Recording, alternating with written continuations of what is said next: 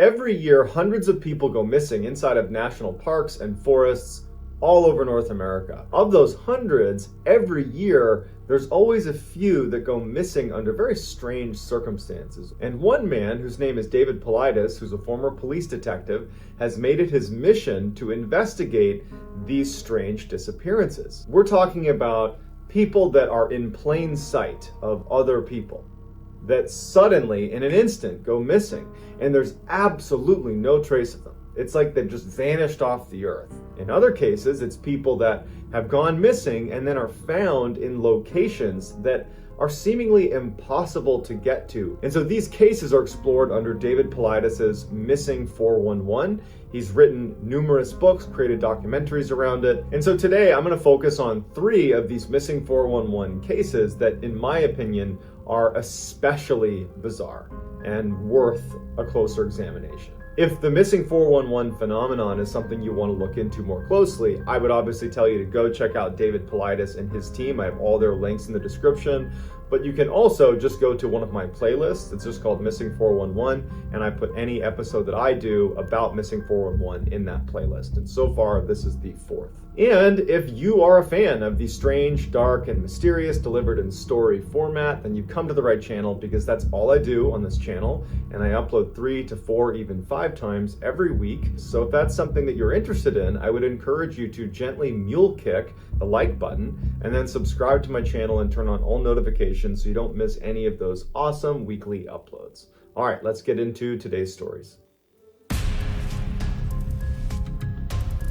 In 1999, Alan Atadero was staying in the Comanche wilderness in northern Colorado with his 2 kids. He had his daughter, who was 6 years old, her name was Jocelyn, and his son, Jared, who was 3 at the time. They were staying at the Poudre River Resort, which Alan actually owned. He co-owned it with his identical twin brother. And Alan was up there to prepare the resort for winter. Alan had recently divorced from his wife and joined a Christian singles group, and somehow it came up that some people in the singles group asked if they could stay at the Poudre River Resort with Alan and help him prepare the resort for winter in exchange for free lodging so they could have a little vacation.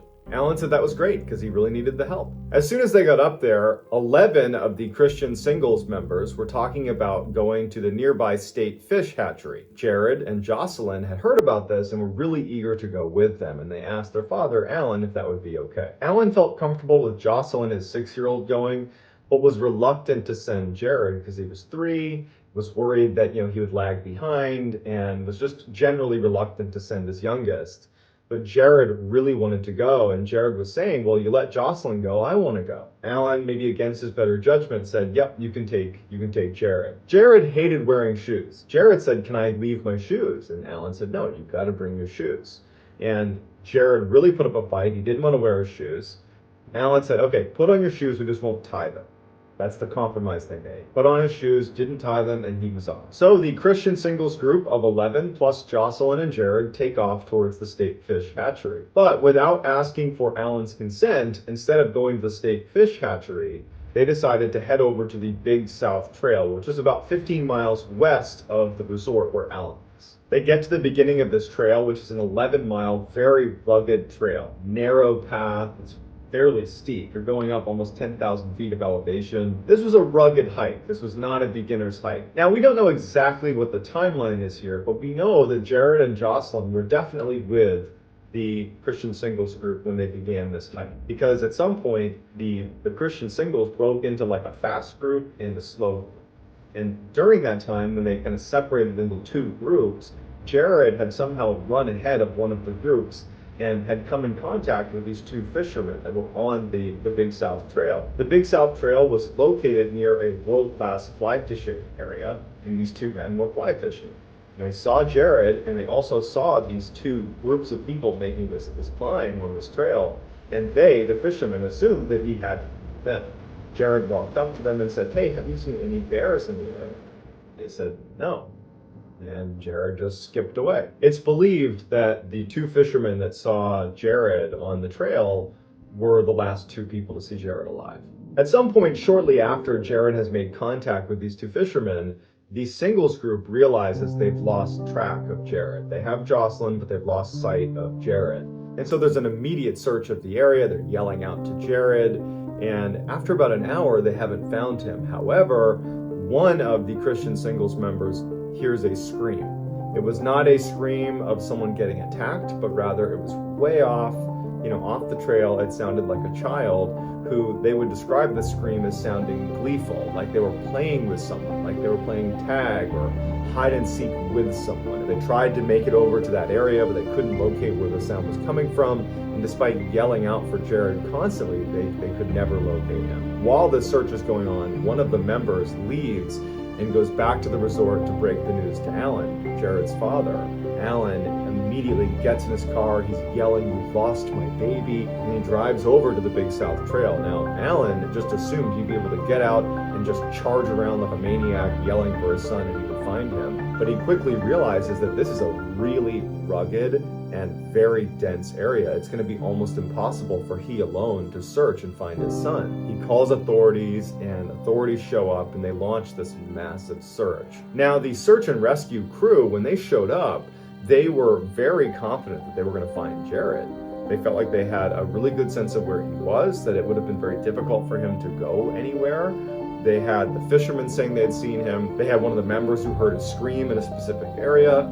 They've done these searches, unfortunately, many times, and most times they find the child hiding somewhere, crying somewhere, but they're unhurt. By the next day, after a full 24 hours of searching, when they haven't found anything, that's when the search and rescue team began to realize that more than likely this was not going to be a successful search. Now, the search would go on for a week. It was a very chaotic search. The case had made national headlines, and so people were converging on this area in Colorado just to kind of be a witness to this case. You had volunteers showing up left and right to help search, and police had to actually keep them from going into the area because they didn't want to clutter up the search area.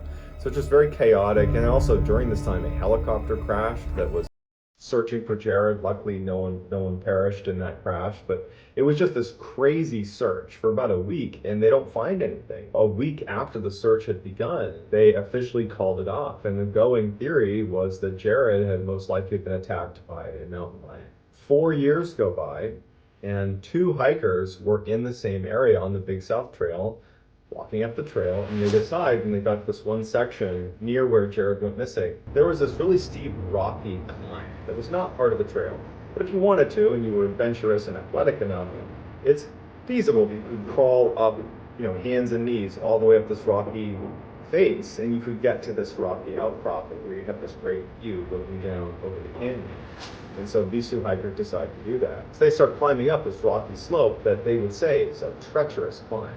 And actually, David Paulides, the man behind the Missing 411 project, does a video where he climbs up that rocky face, and it looks very steep and difficult to navigate. So these 2 hikers make it to this outcropping, and the first thing they notice is a pair of brand new children's sneakers, white sneakers.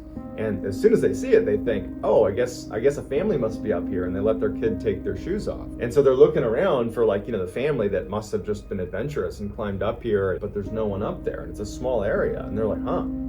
What are these shoes doing up here?" Then they found bits of Jared's clothing near the shoes. His pants were found turned inside out, very completely turned inside out. His sweatshirt was more or less intact. Both the sweatshirt and the pants had all the signs of being out in the open for 4 years, with weather hitting hard and being exposed to the elements. They were frayed and tattered. The shoes had also apparently been out in the elements for 4 years, but showed almost no wear and tear. The hikers that found them literally thought they were brand new shoes. And then around that area, they also located one of Jared's teeth, and they found a bone that belonged to Jared as well. So it really begs the question, how did Jared get up nearly 550 feet above the trail over extremely difficult to navigate terrain? And why were his shoes completely unweathered after 4 years of being out in the elements? And why were his shoes up there in the first place? They were untied on his feet. He certainly would not have been able to navigate the terrain up there even with his shoes laced. But if he had been navigating that terrain, he almost certainly would have lost his shoes in the process. So we don't know what actually led to Jared's demise. However, we do know that somehow he was found, his remains were found in an area that was effectively inaccessible to him. In July of 1938, the Beilharz family decided to go camping deep in the Rocky Mountains. Now, the Beilharz family was a huge family. They had 10 kids, including Alfred, who was a 4-year-old boy. One of the days they were camping, they decided to go on a hike to a great fishing spot. And so they got in this big line with all 10 kids and the parents, and they start walking, and Alfred was far back in that line. And at some point, he must have wandered off or got separated, and at some point the family noticed. There was an immediate preliminary search, and there's a bunch of them. They're calling out to their son, their brother. After this initial search results in nothing, one of the members of the family alerts authorities, and it would launch a 10-day search. When the authorities showed up, they were operating under the assumption that Alfred must have fallen into the river and drowned. And so their efforts went into not only damming the river to stop anything going through, but they also began raking the river as well to find any of Alfred's remains. When the raking of the river and the damming of the river turned up nothing, the authorities decided to bring in some bloodhounds from a nearby state penitentiary to try to pick up his scent and find him. And so they bring the bloodhounds over to where he went missing, and right away they pick up his scent. And then, somewhat paradoxically, instead of going down to the river where all the authorities assumed that's where he must have gone, the dogs turned and went up this near sheer cliff. They went over 500 feet uphill to this clearing on the mountain, this little plateau on the mountain, and then they just lay down as if they had found him. The authorities assumed this was an anomaly. There's no way this child could have gotten up nearly 500 feet to that plateau, not to mention there was no sign of the child up there anyways. So they just assumed that the dogs must be wrong. So they sent those dogs back and got new bloodhounds to do the same test. So they brought the new bloodhounds to the point where Alfred had vanished, and they did the same thing. They didn't go down to the river. They followed the exact same trail all the way up, nearly 500 feet up to that plateau where they laid down to signify this is where the scent ends. And it was baffling because there was nothing up there to indicate that he was there or ever was there. But now you have two groups of bloodhounds that did the same thing. You can't say his scent wasn't up there because the dogs found it twice. So at the same time this search is going on, a report came in from another hiker that was about 6 miles away, less than 24 hours after he had gone missing. And the report from this hiker was he was sitting down to take a rest, and he looked up towards this mountain. And about 500 feet up, he saw a little rocky outcropping, and a boy walked out to the edge and looked down at him. And the man looked up like, how did the boy get up there? And the child let out a shrill shrieking sound before something that was out of view pulled him backwards, and then he was never seen again. And so he reported it, and the authorities dismissed it, because how could a 4-year-old boy have moved 6 miles away and 500 feet up to this rocky outcropping? However, authorities did send a team to go search that area where this hiker had seen this child, and there was nothing there. So you have these two separate locations, one near where Alfred disappeared about 500 feet up on a seemingly inaccessible rocky outcropping where the bloodhounds had taken his scent to, and then it vanished. And then 6 miles away, you have another sighting of a boy that matches Alfred's description that's another 500 feet up on a rocky outcropping that's seemingly inaccessible to a child. And that's all we have. Alfred was never found. In August of 1897, two parents and their 6-year-old daughter named Lillian went berry picking in Maine. The section of Maine they were in was only 15 miles away from the Canadian border, and it was very, very densely forested. At some point, the parents noticed that Lillian wasn't with them anymore. They assumed she must have wandered a couple feet away, maybe she was behind a tree, but after an hour of searching, where they can't believe they're not seeing any trace of their daughter. I mean, they're in the middle of nowhere where if you yell out, someone's going to hear you, but there was no response from their daughter. They can't find her anywhere, so they alert authorities. Hundreds and hundreds of people came out for this search. The family is distraught. They're offering these huge rewards for any information about their daughter. You have all these very experienced outdoorsmen and huntsmen that are going out and looking for this girl. There is nothing. She has vanished completely. During this whole ordeal, friends and family would stay out in the woods overnight. They would just stay out there yelling and calling for Lillian, and she never turned up. About 48 hours after Lillian disappeared, there was a group of people searching an area about 2 to 3 miles away from where Lillian had gone missing. And Lillian just walks out from behind a tree, perfectly calm, doesn't look harmed, and she's just asking for her mother. There's this amazing reunion. It's a miracle that she's been found. I mean, this is 2 days that she's been missing in the middle of rural northern Maine. I mean, anything could have happened to her, but she's here, she's alive. When they asked the girl, what happened? Where'd you go? Why did you walk away? Like, what happened? She said something that piqued David Paulides' interest, and this is why this became a part of the Missing 411 project. She said, the sun shined all the time in the woods. The problem with that is while she was missing, it was overcast, dark, dreary, and she was in a very dense forest where there was, even if it really had been a very sunny day, you're not getting much sunlight coming down to the forest floor. So why would she describe something as being sunny the whole time in the woods when in reality, there was almost no sunlight? She also claimed that over the 2 days she was missing, she heard people talking around where she was. But she said that she needed to stay quiet because of the tramps that would be upset if she made any sound. It's just a very strange story, and like every other missing 411 case, there really isn't a good, rational explanation for why it happened. While David Paulides does not come out and say explicitly what he believes is behind all these strange occurrences inside of these missing persons cases, the insinuation or implication of his research is that something paranormal is behind it. So I'd like to hear what you think is behind some of these strange disappearances. If you enjoyed this video and you want to see more like it, I would encourage you to gently mule kick the like button and subscribe to my channel and turn on all notifications so you don't miss any of my weekly 3 to 4, even 5 video uploads on content that sounds an awful lot like what you just listened to in today's video. If you want to get in touch with me, you can direct message me on Instagram. My handle is JohnBallen416. Also, I'm very active on TikTok, where my handle is MrBallen. So whether I see you on Instagram, TikTok, YouTube, all of the above, I just really appreciate your support. Until next time, I hope you guys enjoyed it, and I will talk to you soon. It is an unfortunate reality of being human and living on planet Earth that sometimes people go missing without any clue as to what happened to them. One day they're here, the next day they're gone. There's no clear indication of what happened. And despite everybody else's best efforts, nothing is ever learned about what happened to them. And so their families and their friends, they're left with this void in their lives that I can only imagine how terrible that is. There's no closure. There's like that perpetual sense that if you could just find more information out, you could find out what happened to your loved one, to your friend, to your colleague. But many times, people never get that. These people just go missing and that's it. But in some cases, where people suddenly go missing, they'll turn up again.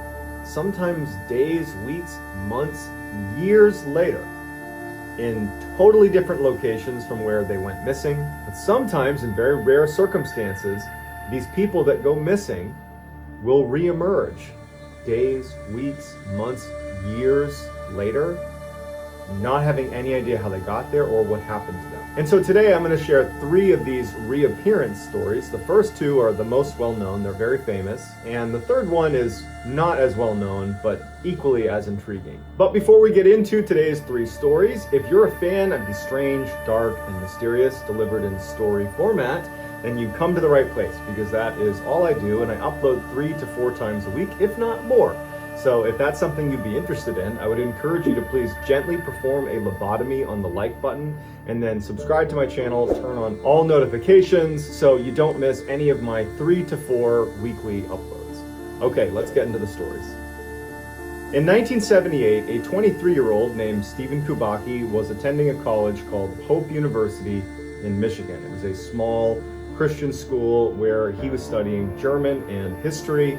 Stephen was a little more free-spirited than the typical student enrolled at Hope University, which is very conservative. He was a big-time outdoor enthusiast, and he loved to go skiing. In February of 1978, which was just months before Stephen was set to graduate, he decided he wanted to go on a solo ski trip around the Lake Michigan area. And so this area was known as the Lake Michigan Triangle. It's also known as just the Michigan Triangle, and it's an awful lot like the Bermuda Triangle, which is in that northern section of the Atlantic Ocean where planes and boats have gone missing over the years kind of inexplicably. Well, the Michigan Triangle is like that. And starting in the late 1800s, there were all these disappearances that started occurring in the Michigan Triangle area. And so Stephen was going to be skiing around the Lake Michigan area, and so he would be in the Michigan Triangle. Now, he had told his friends and his family that he was just going out for a day trip, and Stephen was a very accomplished outdoorsman, excellent cross-country skier, so really no one bats an eye when he decides to go out and go skiing. No one even thought twice about it. They're like, all right, cool, we'll see you tomorrow. A day after Stephen had left for this ski trip, some snowmobilers were out in the Michigan Triangle area, and they spotted a trail of ski tracks that led up to the edge of the lake, where at the edge of the lake were a set of skis and two ski poles, just stopped abruptly, and they see that this looks like someone might have fallen into the lake. Now, there weren't any clear breaks in the lake itself, but they figured it was worth telling police and to at least let them know in case they're looking for someone who might have gone missing in the area. And so it was around this time that Stephen Kubaki's friends and family started to recognize that he wasn't back yet, and he should have been. And so they end up calling in an official missing persons report because he should have been back. And so the two things happened in tandem. You have the snowmobilers that have found the ski poles and the skis, and you have the missing persons report that's come out for Stephen Kubaki. And immediately they're connected, and this massive search effort is launched with a focus on where those skis and the poles were found. Now, they looked everywhere, but it was like his tracks went right up to the edge of the lake and then just stopped. There weren't any more tracks on the lake. There were no breaks in the lake. There's nothing there. It was like he just suddenly either went into the ground or just vanished somehow. And so as hundreds of people have descended on this area to look for Steve Kubaki, his backpack shows up right next to his skis and ski poles. That was the first place that everybody went, and his backpack wasn't there. And they didn't really even know how to investigate it. It was just this weird phenomenon where all these people are like, I guess it just must have been there the whole time. They just didn't have a good answer for it. And so after a long and very elaborate search, ultimately they had to call it off. And so they told the family and friends that what must have happened is he got out of his skis and put everything down, went onto the lake, and it cracked and he fell in. And so that's what everybody believed. I mean, why wouldn't they? 15 months go by, and Stephen's father hears a knocking on the door. And who's at the door? Stephen Kubaki. And when he sees his son, he can't believe it because he believed his son was dead. But Kubaki has no idea, Steve has no idea how much time has passed. He saw a newspaper. Stephen saw a newspaper in his father's house, and it showed that it had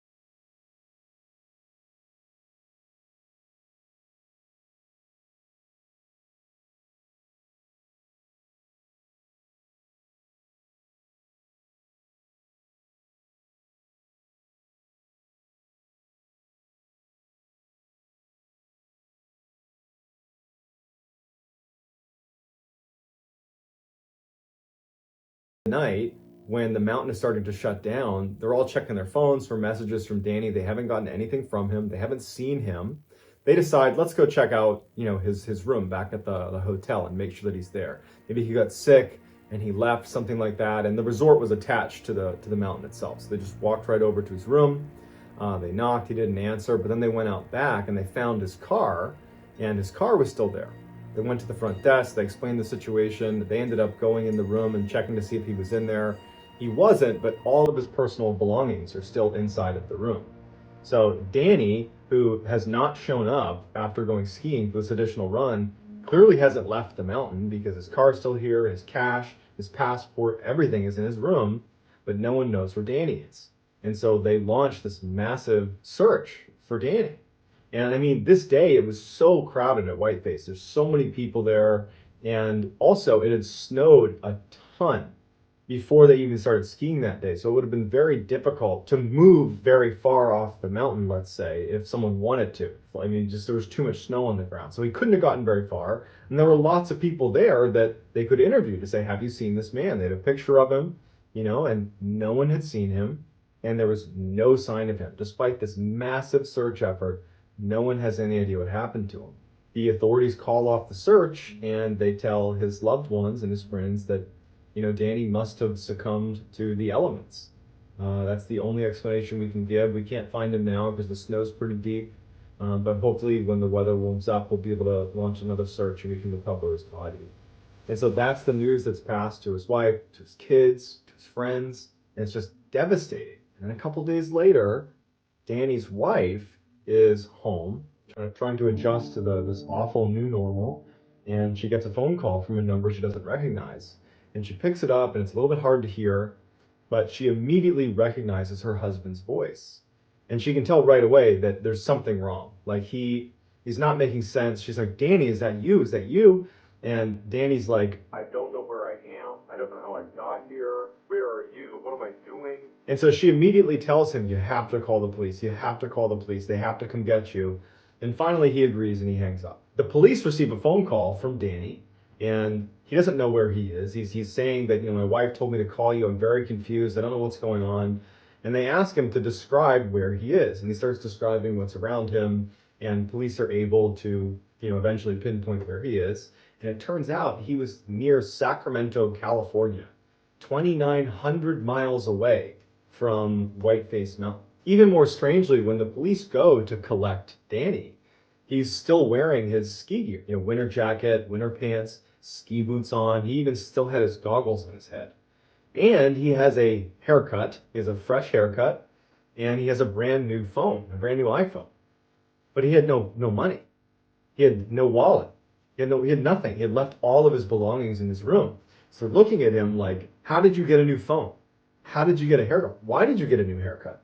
And when you got your haircut, why didn't the person cutting your hair let someone know that a man who's visibly confused wearing ski gear is getting a haircut in here? And so it's just this totally strange mystery that Danny, to this day, and anybody that knows Danny and his friends, the investigators, everybody, no one knows how he got there. How does a guy without a car, without any money, wearing ski gear, go from New York to Sacramento, California, somehow get a haircut and buy a new phone, and then just suddenly come to and be like, oh, that's right, I'm Danny, and I'm going to call my wife and let her know where I am now. Like, it was just crazy.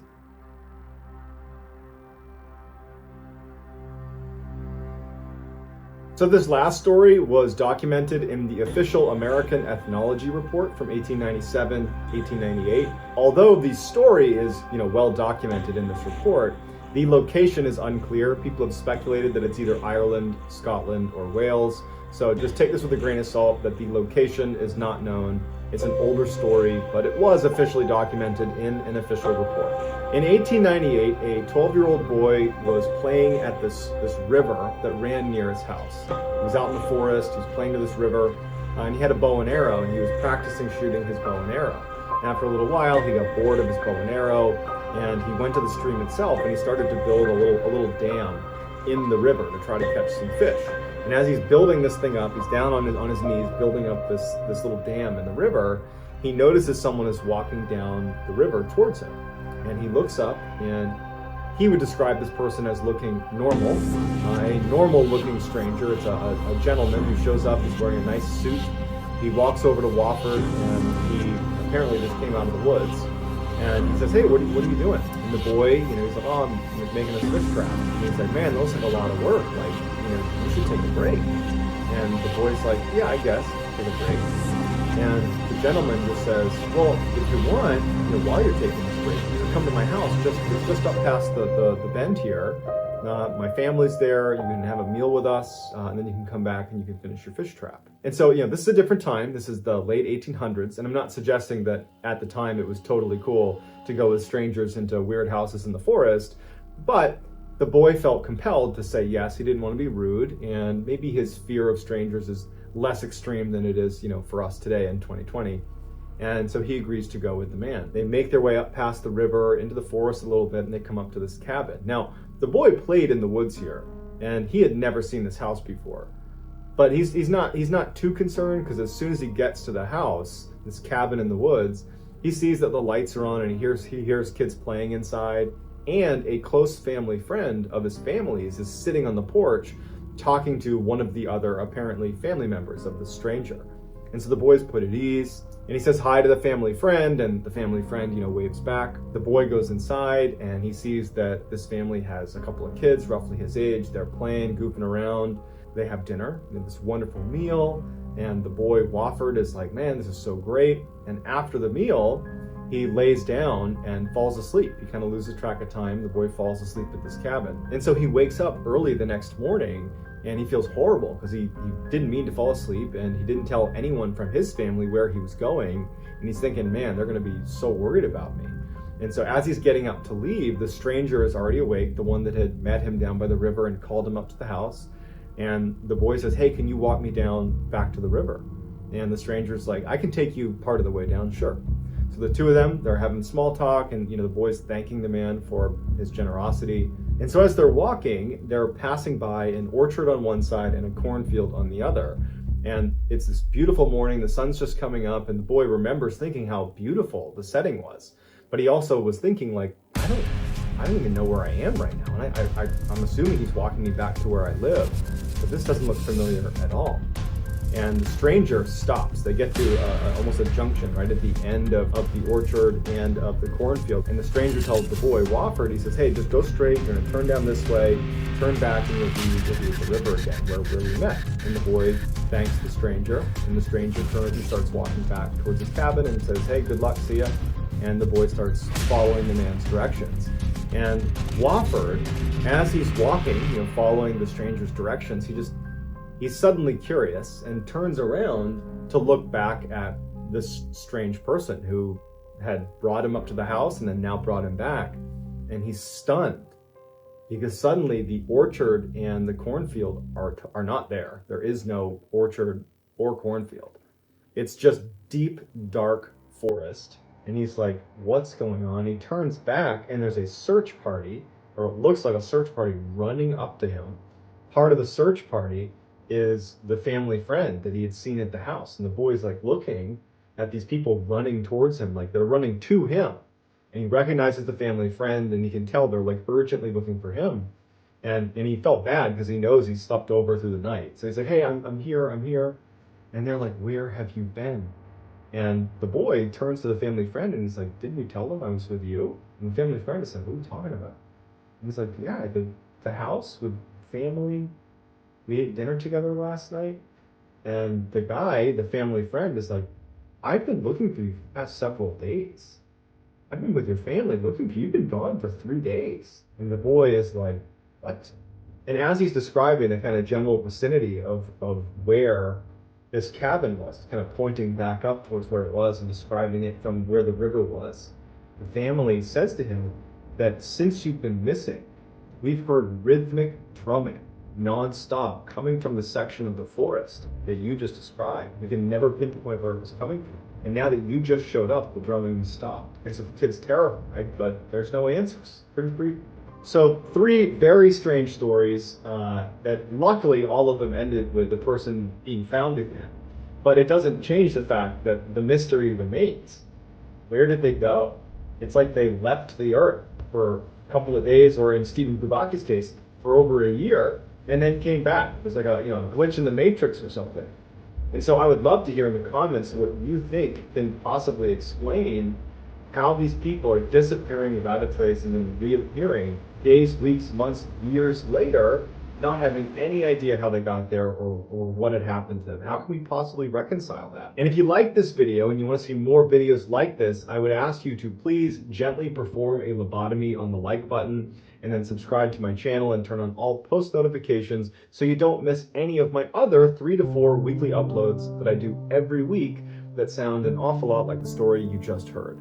If you want to get in touch with me, you can message me on Instagram. My handle is JohnBallen416. I'm also very active on TikTok, where my handle is MrBallen, so you can follow me over there. I also go live on TikTok Monday, Tuesday, Wednesday, and Friday at 10 p.m. Eastern, so you can check me out over there or on Instagram or here on YouTube or any of these places. But wherever you're finding me, I really appreciate your support, and I really have enjoyed making these videos, and I hope you've enjoyed them too. That's going to do it, guys. Until next time, talk to you soon. The types of missing person cases that I think are particularly interesting are those where the person who goes missing is either in a crowded place, so very difficult to disappear, at least without people seeing you, or they are oddly in touch or actively engaged with people around them, when just like that, they're gone. And so today, I'm going to focus on 3 missing person cases that fit that description. But before we get into today's stories, if you're a fan of the strange, dark, and mysterious delivered in story format,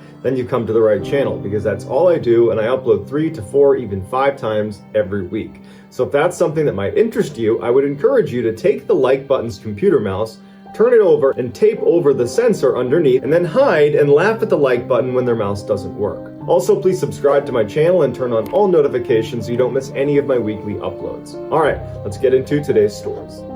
In 2008, Brandon Swanson was a 19-year-old college student enrolled in a community college in a little town in Minnesota called Canby. The town had a population of less than 1,000 people. He lived in Marshall, Minnesota, which was about 30 minutes away and was only slightly larger than Canby. Brandon was in his sophomore year at the community college and planned at the end of the year to transfer to a much larger 4-year university where he would complete his degree. On the last day of classes that year, on May 13th, Brandon and some of his friends decided to go out and celebrate, because not only did they now have this nice vacation, but for Brandon it was a big deal. He was getting ready to transfer to that larger school. So that night, Brandon met up with his friends kind of near where they went to school. There was a couple different backyard barbecue type college parties going on, and Brandon was having a good time with his friends, and at some point a little after midnight he decided he was just ready to go home. He was tired. Instead of taking the preferred route, which would have been Highway 68 back to his home in Marshall, Minnesota, he decided to take some back roads. Later, when police were interviewing some of the people that were at those 2 backyard parties that Brandon had attended, they asked how much was Brandon drinking. And they all said that Brandon wasn't really drinking at all. We saw him with 1 beer that he wasn't really drinking, and it seemed like he really was just tired. He wasn't looking to party, and he left and seemed very sober. As Brandon is taking these back roads back to his home in Marshall, Minnesota, he ends up getting into a minor accident, but his car gets stuck in the ditch. So he can't get his car out of the ditch. He's totally stranded. The first thing he does is he calls his friends that were at the parties with him, but no one's picking up their phone. So at some point, he's probably pretty embarrassed. He ends up calling his parents and says, "Hey, I'm totally fine, but I'm letting you know I got into an accident. I'm near Lind, Minnesota. Here's the directions of how to get here. I need you guys to come out here and help me get out of the ditch." And so Brandon's parents say, "Okay, we'll come out and meet you." They use Brandon's directions to get out to this area right near Lind, Minnesota, which was only about 10 minutes away from Marshall, Minnesota, where they lived. They make their way over to the spot, and Brandon's father calls Brandon and says, "Hey, we're here. I'm going to start flashing my lights as I drive down this road that you've sent us to." And so Brandon's like, "Okay, I'm looking for you. I don't see you, but I'm looking for you." He had given them really specific directions to where he was. And while they stay on the phone with each other, Brandon's father would flash his lights repeatedly and drive all around the area that had been described as where Brandon was. When Brandon keeps saying that he can't see their car, he doesn't see their lights, he begins to describe again how to get to where he is. And he's telling his parents, "Did you turn on this road? Did you come down this way? Are you near Lind, Minnesota? Are you sure you're where you need to be?" And his parents would respond, "Are you sure you're giving the right directions? Because we're here. We're flashing our lights and you don't see us." At this point, Brandon gets in his car And he starts doing the same thing, flashing his lights. Granted, he can't move his car, so it's only one direction. He's flashing his lights, and he's telling his parents, do you see me? I'm flashing my lights. And they both were unable to see each other. Both parties being very frustrated with each other, Brandon just says to his father, listen, I'm gonna just walk to Lind. I can see the lights right there. I have a friend in Lind that can probably help me get my car out of here. I'm just gonna walk over there. It's probably like a 30-minute walk to Lind. I'm gonna walk towards the lights. Later, when police interviewed Brandon's father would say it did not seem like Brandon was drunk. It didn't seem like he was confused. He seemed totally lucid and very easy to talk to. We were having a very normal conversation. Brandon's father stays on the phone with Brandon, and for 47 minutes, Brandon walks down this gravel road away from his car on the phone with his father. His father's just waiting for him to get to Lind so he can, breathe a sigh of relief, make sure his son's okay. And as he's walking towards these lights that Brandon believes is the town of Lind, Brandon all of a sudden goes, oh shit! And then the phone cuts out. Brandon's father's like, what just happened? Tries calling him back, no answer. Brandon's father and his mother start driving all over the place, yelling out their window for Brandon, and they can't find him. They end up calling the police, who use Brandon's phone records to generally figure out where he had been when he was on the phone with Brandon's father. And it turns out he was nowhere near Lind. He was 25 miles away in a town called Taunton. So this huge search is launched for Brandon, and there's no sign of him. They never get in touch with him on the phone. They never find his phone. They never find anything to do with Brandon. He just disappeared after seeing something on the road after walking towards some set of lights that he thought was Lind, but it wasn't. It was Taunton. But was he really walking towards town, or what was it? What were the lights he was walking towards? To this day, Brandon's family leaves their front porch light on in hopes that someday Brandon will just show up again. In 1953, Ronald Tommen was a sophomore at Miami University in Ohio. He was a business major, and he was living in a dorm room inside of Fisher Hall. Fisher Hall was a converted insane asylum, and all the students there believed that Fisher Hall was a haunted dorm. It was one of those places where he tried to stay away from if he could. On April 19th of that year, Ron was in his dorm room inside of Fisher Hall. It was very snowy outside. He was listening to the radio and reading a book. At 8 p.m., he must have thought about getting into bed, and when he did, he pulled back the sheets and found that someone had left a dead fish in his bed. And so at 8 p.m., there was an official request from Ron to get new sheets sent up to his room. At about 8:30 p.m., we don't know what it was, but something disturbed Ronald enough to where he ran out into the hall. We don't know what it was. People think it was a disturbing sound or someone yelling for help. We don't know. It's totally speculation, but something alerted him so quickly that he dropped everything he was doing. He left the radio on, lights on, book open, all of his ID cards, his wallet, everything, his shoes, everything stayed in his room, and he ran out into the hall. When his roommate came back at 10 p.m., the door to their room was open, and he saw that all of Ronald's things were just laying out. The lights were on, but there was no sign of Ron. Okay, maybe he left and went to his frat house because Ron was a part of a frat. But the next day, when he couldn't get in touch with Ron, he ended up telling authorities that his roommate had been missing since the night before. When police began investigating, they saw that he had been studying a psychology textbook before he ran out into the hall. And he had actually dropped the only psychology course he was taking 3 weeks earlier. His car was still parked right outside the dorm. There was still a couple $100s inside of his bank account. And because he had not taken anything from his room, people believe he basically left in a t-shirt and shorts with no money, no shoes, no anything. A woman living 12 miles away from the campus would later report that the same night he went missing, a man looking like Ronald Tommen, matches description exactly, showed up at her door. And she opened the door, and she said he was visibly frightened. He kept looking around like something was after him, but he seemed very upset. He was totally disheveled. He didn't have a jacket on. He didn't have shoes on. There was no car outside of her house. So this kind of crazy-looking guy comes up to the door, and he says, you got to tell me where the bus stop is. I got to get out of here. Where's the bus stop? And she pointed down the road. He immediately turned, and he ran away. And that was the last anybody saw of him. 5 months before Ron ran out of his dorm room to investigate some sound in the hall, or whatever it was in the hall, he had gone to a coroner's office to ask to have his blood typed. And the coroner said in 35 years, he's never had someone come to him and ask him to do a blood type for them. Ronald could have just gone to a local physician on campus to do that for him. So it seems strange that he would have gone to a coroner, of all people, to get his blood typed. Tommen's parents said they spoke to him a week before he went missing, and they said there was nothing unusual about him. He seemed like he was happy, well-adjusted. He had no clear stress in his life. It just didn't add up. To this day, no one knows where he is, and no one knows what he heard in the hall that made him run out and then ultimately vanish. In 2006, Brian Schaefer was a 27-year-old medical student at Ohio State University. He had just lost his mother to a battle with cancer. He was feeling very down, and so his roommate, Clint, decided it would be a good idea on April 1st, which was the end of their classes, there was a little bit of a break coming up, that they should go out and just take his mind off of what he was dealing with and go out to a bar and have a good time. Brian agrees, and so on April 1st, the two of them make their way to the Ugly Tuna Bar, which was located in downtown Columbus, Ohio.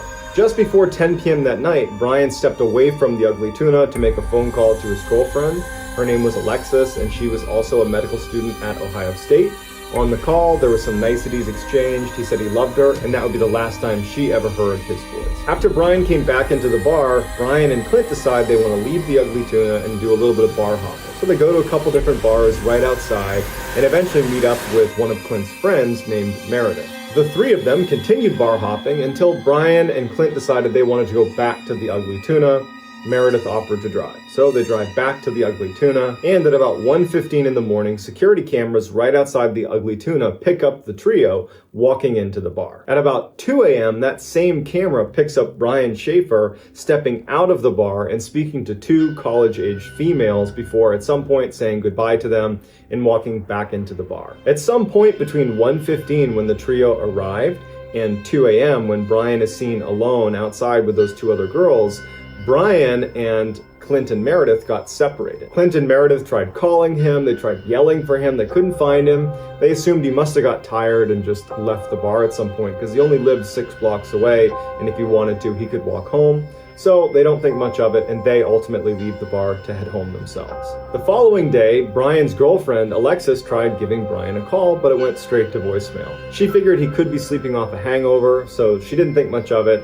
But as she called him all day long and never got through, she started to become worried and asked Brian's father, Randy, if he could swing by Brian's apartment and just check in on him. When Randy arrived, Brian was not there, but his car was there, and his apartment looked untouched. The bed was still made. There wasn't any signs of Brian having been there recently. At this point, Randy communicates with the police, who immediately launch a huge search for Brian. And the police, they review the footage from the Ugly Tuna, and it shows Brian along with Clint and Meredith making their way into the Ugly Tuna at 1:15 in the morning. Then it shows Brian leaving at 2 a.m. to speak to those two college girls that were outside the bar, but then he goes back into the Ugly Tuna. There is no video footage after that of Brian ever leaving the Ugly Tuna. There was one other exit from the Ugly Tuna that was not covered by a camera. However, it was under very heavy construction and in no way appeared to be a regular exit. It was completely blocked by construction materials, and there was no sign that Brian had ever even gone near that exit from all of the other cameras inside. Police went to surrounding buildings that had cameras pointed in any way near the Ugly Tuna to try to pick up some sign of Brian leaving the bar after 2 a.m., but there weren't any. It was like he went into the bar and never left. And they searched the Ugly Tuna. They looked everywhere. He was not there. To this day, no one has any idea what happened to Brian. Is he still inside the bar? And if he left the bar, how are there no cameras anywhere that are able to pick that up? There was lots of cameras looking at the bar and looking outside the bar. How did he vanish without anybody knowing? Unfortunately, we probably will never know what happened to Brandon Swanson, Ronald Tommen, or Brian Schaefer. But that doesn't mean we can't speculate. So I'd love to hear what you think happened in each of these 3 cases. I'll do my best to respond to as many comments as I possibly can. If you enjoyed this video and you want to see more videos like this one, I would encourage you, if you haven't already, to steal the like button's computer mouse, turn it over, and tape a small piece of paper to the underside, turn it back over, and then hide and make fun of the like button when their mouse doesn't work. Also, please subscribe to my channel and turn on all notifications so you don't miss any of my weekly 3, 4, even 5 video uploads that sound an awful lot like the one you just heard today. If you want to get in touch with me, you can send me a direct message on Instagram. My handle is JohnBallen416. I'm also very active on TikTok, where my handle is MrBallen. And if you have a story suggestion for me to use on this channel, please submit it to the subreddit called MrBallen. So no matter where I see you, whether it's on Reddit, Instagram, TikTok, or here on YouTube, or some combination, just know that I really appreciate your support. I love making these videos, and until next time, see ya. This is why you should always trust your gut. In the 1970s, a young couple decided to go for a late-night hike in the woods. A couple minutes into their walk, and the man remembers thinking something's not right. He tells his girlfriend, but they just decide to ignore it and keep going, until he steps on something that felt really soft, like it was alive. Before he has a chance to see what he stepped on, they hear all this rustling in the bushes next to them, and they bolt. Years later, that couple turns on the TV, and a death row inmate who's about to be executed is being interviewed. And they ask him, was there ever a time that you were almost caught red-handed? He responded, yes, one time. I was in the woods, and a couple walked through, and the man actually stepped on the body of a girl I had just killed. I was hiding in the bushes just a few feet away. They didn't see me. That couple had run into one of the worst serial killers of all time, Ted Bundy. You're about to listen to one of the creepiest recordings on the internet. In 2013, a woman who lived alone kept waking up to these loud clicking sounds in her bedroom, so she went out and got an audio recorder and started recording her sleep. For the first month, she doesn't pick up anything other than normal sleeping sounds. And then one morning she gets up and listens to it, and she hears herself sleep talking, and someone talks back. After she uploaded it to the internet, experts confirmed that it was authentic and that she could not have made that voice. Remember, your Amazon Alexa is always listening. In 2018, a girl named Alexa came home to her apartment to find her creepy stalker landlord in her kitchen. She screams and threatens to call the cops, and he just smiles and says, I was just checking in on you, and leaves. Feeling totally sketched out, she spends the next few hours down the hall in her friend's apartment before finally going back to her room to go to bed. That night, she woke up to her Amazon Alexa responding to someone in the room.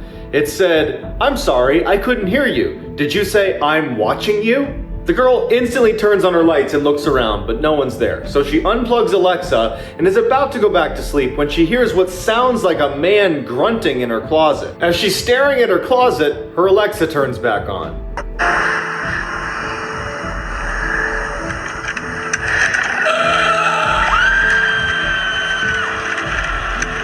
If you're alone right now, don't watch this video. In the winter of 2018, a man who was living alone in the mountains wakes up to find a red ball sitting on his front yard. He assumed the only neighbor he had must have kids, and so he kicks the ball over the fence, goes inside, doesn't think anything of it. That night, he wakes up to the sound of kids laughing outside of his window. He goes outside to check on them because it's the middle of the night, and there's no kids anywhere, but that red ball is back on his property. So he picks it up, brings it in his house, and goes back to bed. The next morning, he goes over to his neighbor's house to let them know that their kids were out in his yard in the middle of the night. But it turns out his neighbor is just some old man who lives alone, and there aren't any kids anywhere in the area. That night, he wakes up again to the sound of kids on his property, and when he looks outside, there's no kids, but that red ball is back on his property. Panicked, he runs downstairs to make sure the one he brought in is still inside, and it's gone. He checked every window and door, and everything was still locked. It didn't make any sense. He decides to look out the window one more time, and off in the distance is some weird, stiff figure watching him. This is why you should be very careful who you talk to online. A 16-year-old girl was home with her mom when she got a disturbing text message from a boy she had recently met on Snapchat. He told her he was right outside of her house, but when she went to look, no one was there. Frightened, she decides to sleep in her mom's room that night, and right before she goes to bed, she gets another text from the boy that just says, I'm in your house. She shows her mom, who immediately searches the whole house, checks every door, turns on every light. There's no one there. So even though they're creeped out, they go back to bed. The next morning, she gets up and she goes back to her bedroom and immediately feels like she's being watched. She checks in her closet, looks behind her door, there's no one there. Then she noticed that the shoe boxes she normally kept perfectly arranged next to her bed had been moved. So she crouches down to put them back in order, and then out of the corner of her eye, she notices something. The boy who was texting her was under her bed. Boy, did this kid pick a good night to have his phone out filming. In 2008, a teen decided he wanted to film himself playing the very creepy Midnight Game. In a nutshell, you turn off all the lights in your house and you walk around from midnight to 3:33 a.m. And if at any point you stop moving, the Midnight Man will attack you. Around 2 a.m., the kid thinks he hears something in the kitchen, but he also thinks his mind's just playing tricks on him because he is playing this game. but he goes to check it out anyways. When he gets downstairs, he doesn't hear anything, but he does see that his door is now open, and when he goes to shut it, someone pushes back. He sprints away, goes upstairs, jumps into his room, but keeps filming.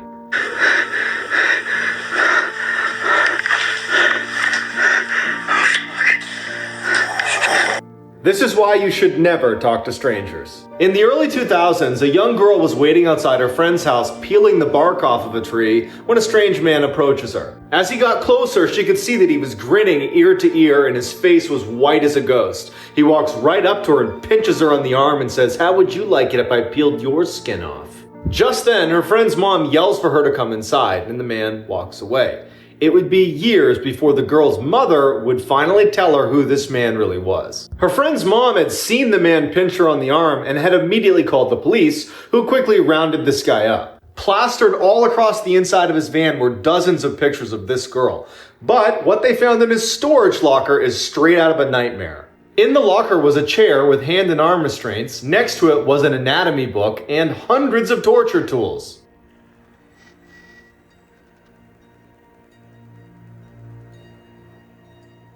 This is why you should always take your lockdown drills seriously. In 2017, two 16-year-olds were in their school bathroom when the lights suddenly went out and their school went into lockdown. Feeling rebellious, they decide, you know what, let's go explore the school a little bit first and then we'll go follow procedure. They step out of the bathroom and look down the hall towards their classroom and they see this large figure standing in front of their classrooms. It's definitely not a student, it's not a teacher. He's got ragged clothes on and he starts walking towards them. They dart right back into the bathroom to the corner stall where they hide, praying that that man didn't see them. The man bursts in and starts yanking open all the stalls. Not wanting to see what happens when he gets to their stall, they get on the ground and start crawling to the side of the room where they finally get up and make a run for the door. They look back and he's holding a gun. The boys manage to get away safely and no one's hurt, but the police never capture the ragged man. Be careful what you put in your body. In 2014, a couple returned to their home to find it trashed in baffling ways. There was lotion all over the door handles, all of their shoes had had their soles ripped off of them, and someone had dumped an entire can of paint all over the toilet. Despite the obvious break-in, the police come and can't find any evidence of theft, so they leave thinking the couple's not in danger anymore. That night, the couple hears scratching underneath their bed and what sounds like a crying animal. Not wanting to find out what it was, they leave and call the cops, who come right back and start investigating the house, and they make a startling discovery in their bedroom. Wedged underneath the couple's bed was this 90-pound tiny little woman carrying a huge butcher's knife and a hypodermic needle. As they're taking this crazy lady away in handcuffs, one of the officers comes over to the couple and is like, so she was high on meth and for at least 2 hours, she had been burrowing a hole in the underside of your mattress with that knife to get to you. Sometimes monsters are real. After his parents fell asleep at night, a 9-year-old would sneak downstairs into the kitchen and crush junk food. One night, as he's making his way downstairs, he swears he can hear someone in the kitchen, but his whole family's upstairs asleep. He peeks his head around the corner, and in the kitchen is this skinny man drinking milk straight from the carton with his back turned. The boy's terrified, sprints upstairs, tells his parents, who come right downstairs, they can't find anything. It looks like no one's been in the kitchen. And they ultimately blame their son, and they say, your imagination's just playing tricks on you. The kid knows what he saw, and for the next few days, he felt like everywhere he went in the house, he was being watched. Then one night, he's laying in bed looking at the vent on his ceiling, and he sees a pair of eyes looking down at him. Freaks out, runs to his parents, who come in, look everywhere, find nothing, and blame him again. A couple of weeks go by, and the boy starts to notice a terrible smell coming out of the vent on his ceiling. He convinces his parents to come in and actually cut into the ceiling and go look around, and they find that skinny man, and he's dead. This is why you should never live next to crazy people.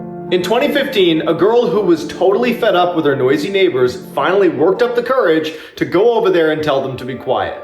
She knocks on the door and out walks this insane-looking old woman who just starts hissing at her. And she doesn't stop hissing at her until the girl finally just leaves. She considers calling the police, but ultimately just goes back to her room and goes to bed. But she wakes up a couple hours later when she hears that same hissing sound. Her first thought is there's no way this can be my neighbor, because she had her door locked. But then she notices there's a big lump right next to her in her bed, and she reaches over to check who it is. Her crazy neighbor leaps out of bed and runs into the closet.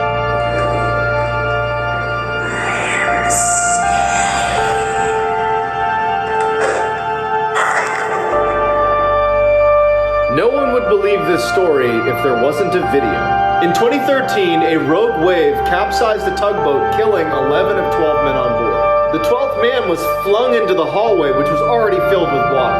Panicked, he starts swimming towards the exit, but accidentally goes into the engine room where he finds an air pocket. And there this poor man sat, listening to the sounds of these huge sharks fighting over the bodies of his friends just on the other side of the wall. Total darkness, no food or water 100 feet below the surface. 3 days later, one of the divers that was sent down there to retrieve their bodies sees a hand.